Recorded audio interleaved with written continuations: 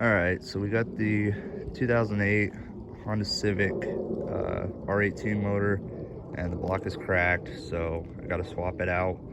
And I am going to go with the JDM motor instead, and I'm going to be swapping out some of the components off the stock motor, and I'll go through all that process as well, and basically all the what I remove and installation, stuff like that. And this is my first time swapping a motor, so it's definitely going to be from the amateur perspective, but I'm going to do my best to help you guys swap yours and everything like that.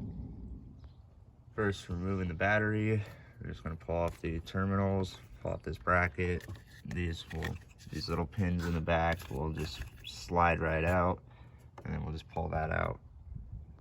So it's just 3 clips holding on this, and there's also clips where you have to just kind of pull gently to pull that up.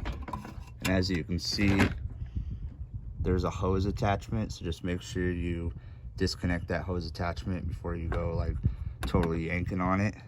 And now we're going to remove the bracket, which looks to be these 3 bolts here, and then there is 3 bolts in the back, 1 on each side, 1 in the middle, and then another 3 here. And we'll pull this off.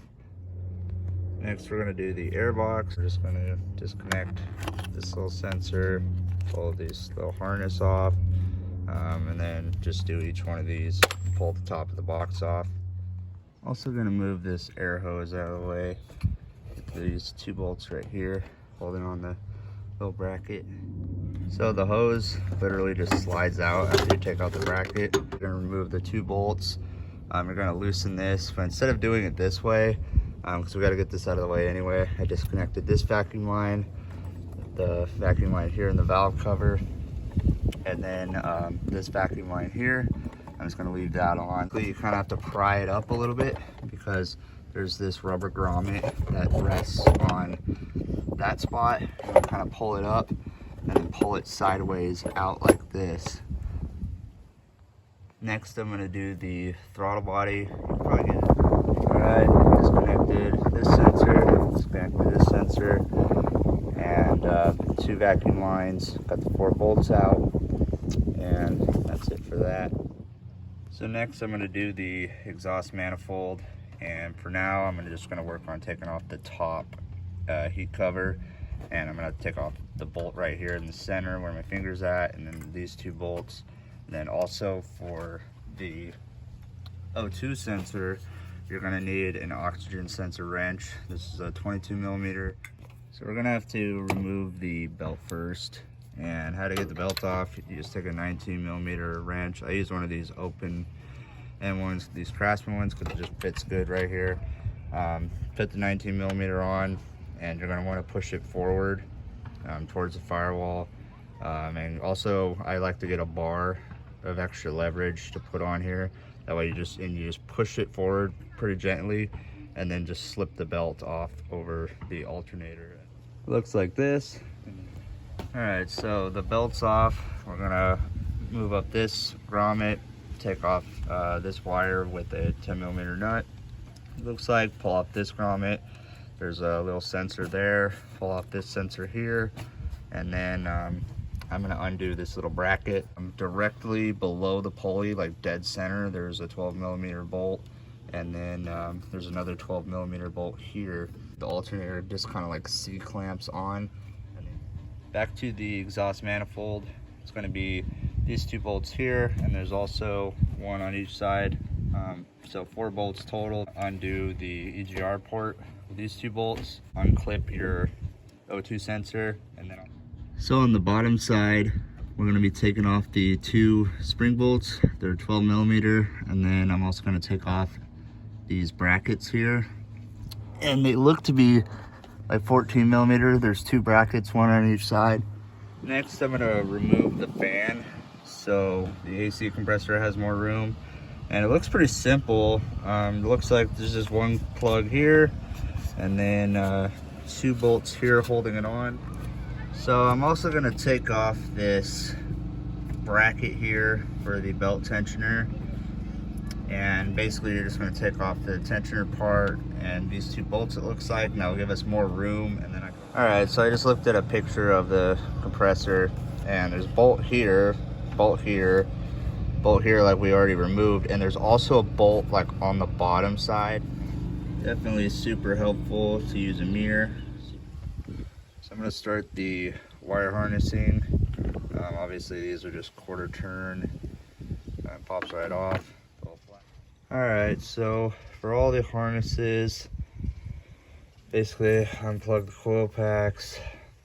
Down here there was 2 more sensors that go in the engine right here, and then I also just took this bracket off so all these can kind of stay together. We can move that over. And then on the injector side, there is 2 sensors down in there. You can see one right here, and you'll see the other one. Basically one's a big one like this, and then a littler guy, but I'm telling you guys that these clips were pretty difficult to get off. I mean, I spent probably like half an hour just getting these 2 clips off, so keep that in mind. There are some clips, maybe yours won't have it, but there's also a sensor right here, so a gray one. Then you're going to unplug all of your injectors, and then there's also a sensor right here that this one goes into, and now you can move the injectors over.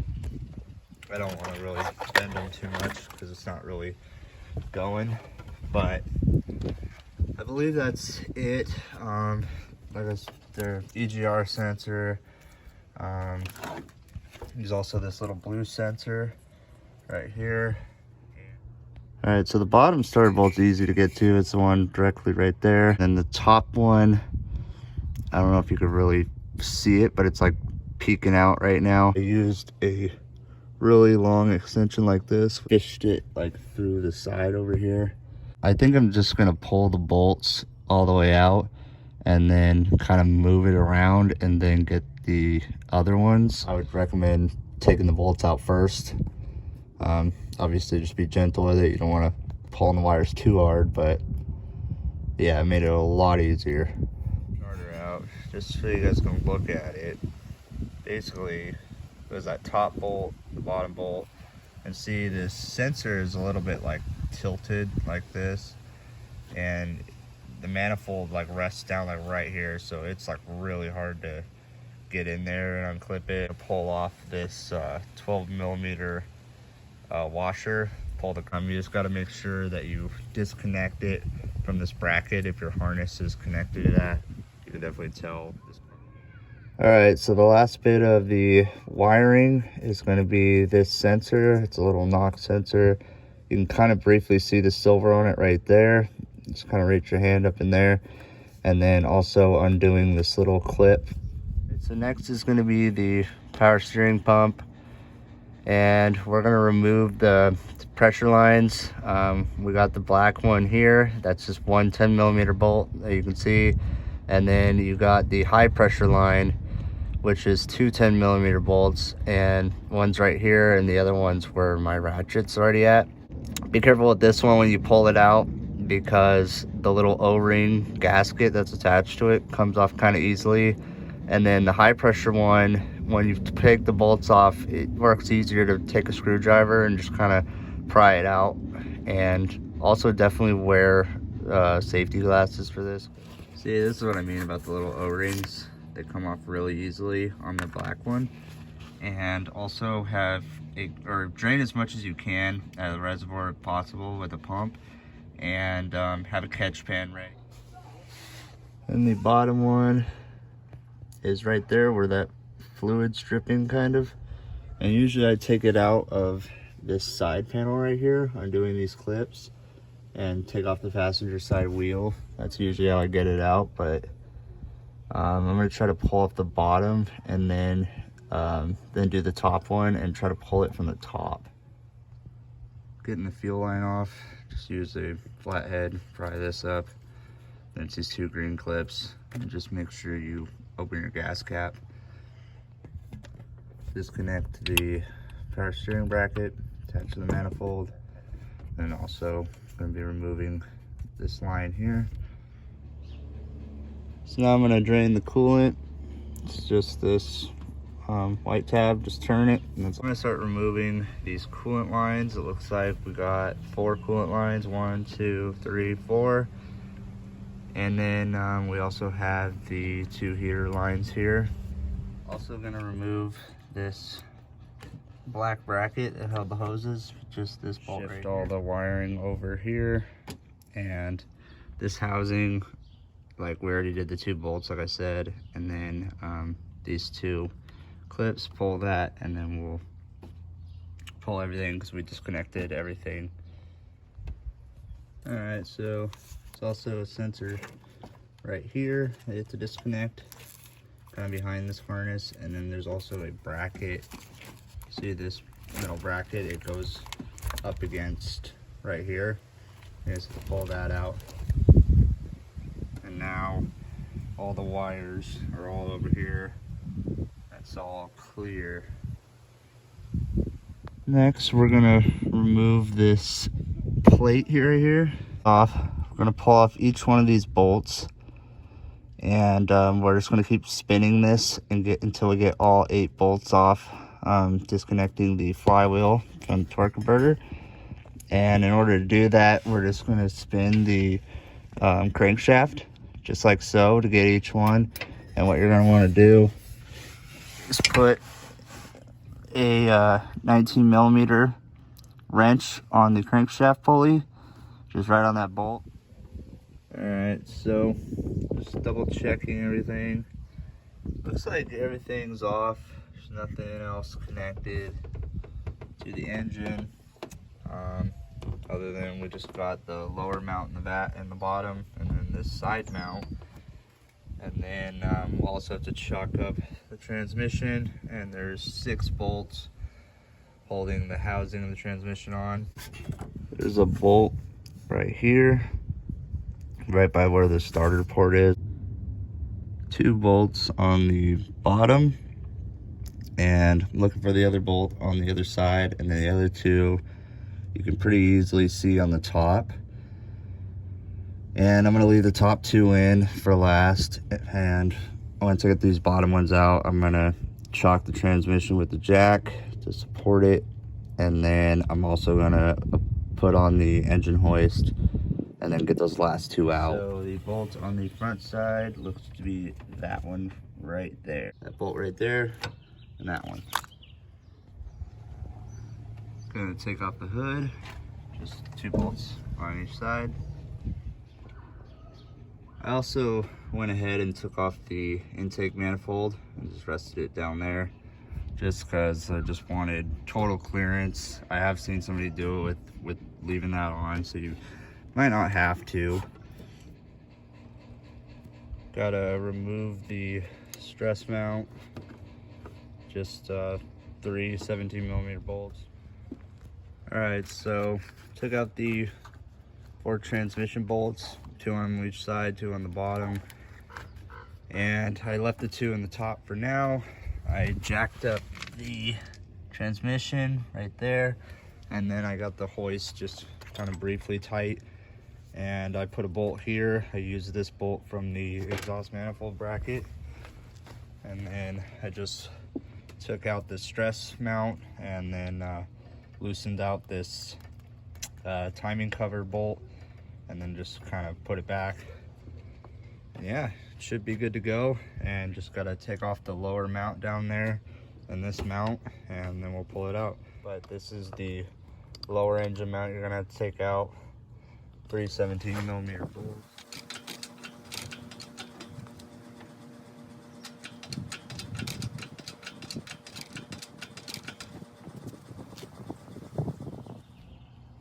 So the motor's out, and like I said, the nipple was seized inside here, and that's this little nipple right here. I know it doesn't look like much, but for some reason that was just giving me a really hard time, and so that's why I had to throw that in there. I feel like for the most part this kind of stuff will go out like pretty easily, but I don't know, if you run in that situation, pretty much just take a chisel, pry bar, just keep prying at it, spraying, you know, PB blaster, all that kind of stuff in there, having a little bit of patience, and it will eventually come out, because it is overwhelming, I'm not gonna lie. But pulled the engine with the Pittsburgh 1-ton shop crane from Harbor Freight. Also got the leveler from Harbor Freight, even though it didn't do much for me because I didn't really have to level nothing out, because I definitely recommend taking off the intake. But the only one problem I had taking it out was the crank bolt was rubbing up against this line right here. So I had to take it off. I mean, that's just the way I did. I took it off, and it came off easily with an impact, but it doesn't always happen that way, because I've taken off this crank before, and it was a bitch to get off. I mean, I had to use like a ton of leverage and everything. I actually do have a video on that if you're looking for that, because you got to get like a hex key and all that, because this spins with it as you try to turn it. So you either need this really strong impact most of the time, or putting in that key and using like a ton of leverage. So I'd probably recommend loosening that at first, but then again, I might just be an idiot and couldn't figure out how to get it out, because a lot of people get it out with this on, but for some reason I couldn't. That's just my thought. And yeah, so basically I'll be showing you guys all the different components to swap over. I might make it like another part of the video, because the videos kind of end up being a long video, but yeah, we'll do that.